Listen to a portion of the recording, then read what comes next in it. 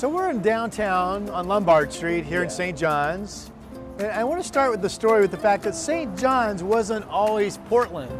People were living in St. John's about the same time that people settled Portland. So what you've got is you've got Linton, down south you've got Oregon City, then a little further up the Columbia. You have all these different communities and they're competing to become the last point of navigation. If you're talking to somebody from out of town, they're going to take a driving tour of the Portland metro area. And you tell them you need to go to St. John's because it's unique, and they say why, you would say.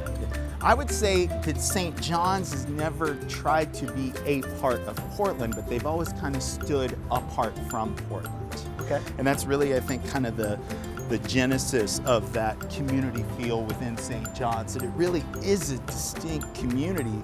Even today, in an era when we have so many different neighborhoods within Portland, I think St. John's likes to feel like it's its own little town. This was originally the City Hall. It was built in 1907. So in 1915, when St. John's was incorporated into Portland, they didn't need the City Hall anymore.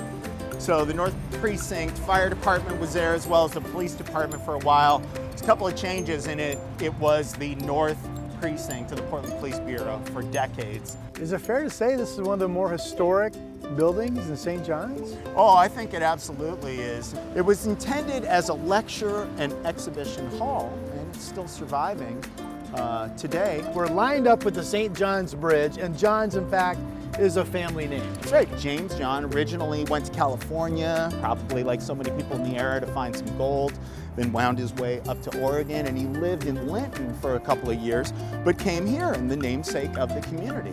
So with these 40-story tall kind of Gothic spires on the bridge, it's an incredibly distinctive suspension bridge, very unique. It's got that lovely green color, and again, just another symbol of that pride for this community for decades.